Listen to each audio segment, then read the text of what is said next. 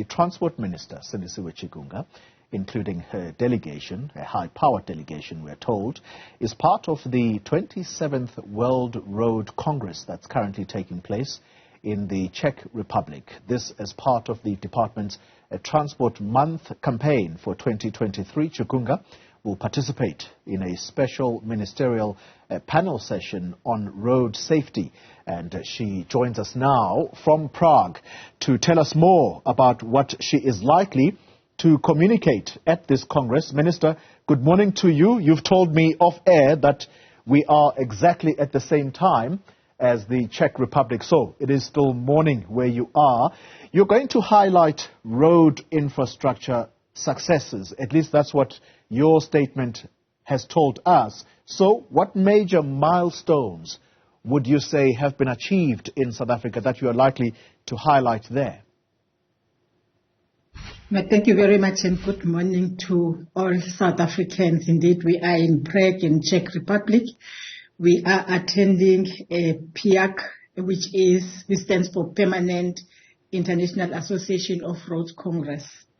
It is more than 100 years old. It's a non-profit association.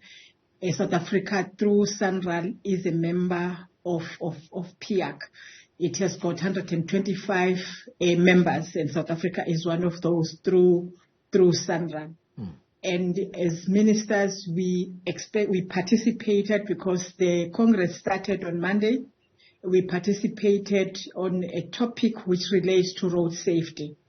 And in South Africa, we did raise issues that whatever that we are doing in road safety, the fact that we already have our national strategy on road safety, which is anchored on pillars of the United Nations Decade of Action, and also the fact that our challenges that we have, like any other country, we listened carefully, is challenges that are related to human behavior and therefore human factors.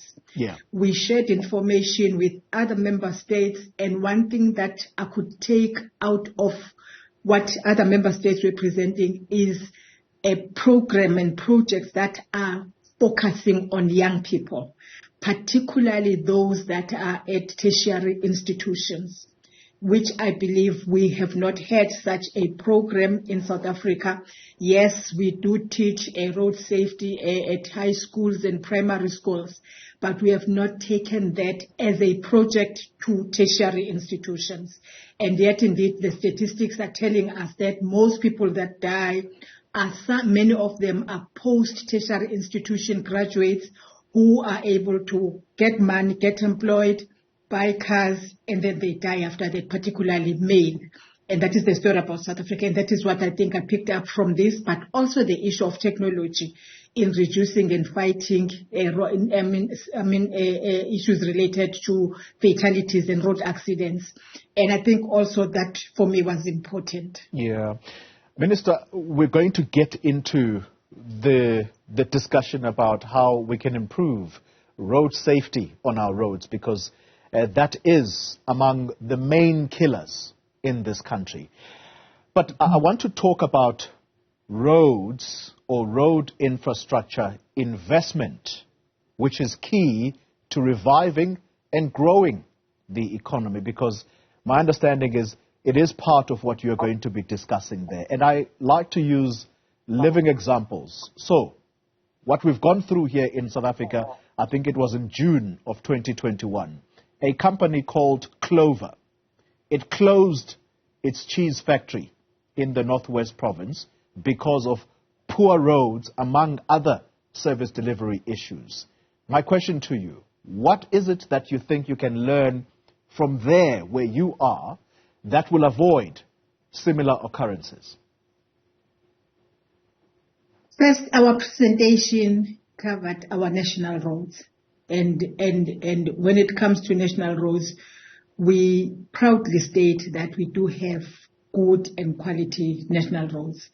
And as a matter of fact, even as you drive here in the city, you think that our roads are more wider than the streets that we're driving on here in the city. So there's something good that is happening in as far as our national roads. probably the width of our roads in South Africa and so on. However, it is also very true that any other country that has contributed here emphasizes the point of road infrastructure as a way of growing the economy, but also of inviting investors to come and invest in a particular country. And therefore, the role of road infrastructure enables us to move our goods, to move people, to trade with our partners and so on and so forth, to invite and attract investors to come to a country. And that is the first thing that we are saying in South Africa, to say when it comes to our national roads, any investor can come and invest in South Africa. When it comes to some of our metro roads, because if you look at our statistics again, when it comes to metro roads, for instance, it's only 14,000 kilometers of our metro roads that is gravel. Otherwise, the rest of them, they are actually paved. Then, of course, when you then want to move to provinces and probably to municipalities, and that is where we have problems. And we're listening to presentations here, even where we're coming from now, is the issue of technology, which is sometimes cheaper than the traditional way of constructing roads. And we've been listening carefully to that. On other matters that are being presented here today or even now, we are ahead of some of the countries, but on others we are lagging behind as South Africa. But of course it is true that we're learning a lot out of this conference. And we think that we're taking those solutions, technology that we think that can actually be cheaper, that will not leave any country behind, particularly countries such as South Africa that are developing. Sure. Because remember here, we've got all of them. We've got developed and developing countries. They are sharing experiences that can work in developed countries, may necessarily not work effectively in developing countries, but we're sharing that information. Time is of the essence, Minister Chikunga. I want to ask you very briefly, you've mentioned something that has sparked interest. You're saying that in some aspects we are ahead of other countries, but there are areas where we're lagging behind. Two issues, if you can. Give me two issues that you believe we are lagging behind on, and what can be done to fix those. For instance, just this morning we visited the center that shows everything that is happening in the road here in Prague. We visited that. It's a good center, but Central is way ahead when it comes to that one. The information that we have at Central, it actually shows the whole network of Central in the country, and it's got quite a number of features that they don't have here, even if they're a developed country. So on that one, we are ahead of them. Where they are ahead of us is the implementation and ensuring that there's coordination. Because when you look at them, theirs is coordinated and integrated with the JCPS, that is your justice and your criminal justice, your police and everybody. We are lagging behind when it comes to that integration. There's an element of silo mentality in us. But if you look at that infrastructure that Central has, it has the potential to assist us, one, in dealing with issues of road safety and speeding, on issues related to crime and so on. Yeah. But probably it is only used by Central, and maybe the police are not benefiting from that. What they are doing here, they're working together with the police, with whatever other system, department that can benefit out of that. And I think that is the lesson that we have gathered as we're visiting the center.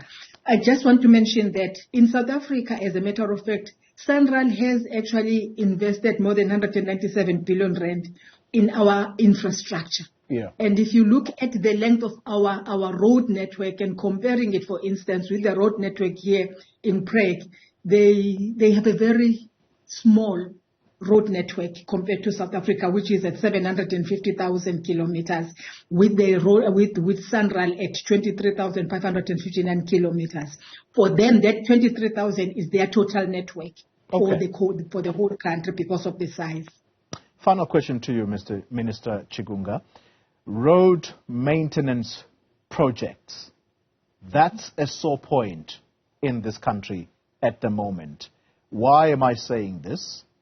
A sister department, the Department of Public Works, it has had to issue a stern warning to contractors for poor workmanship when it comes to fixing potholes.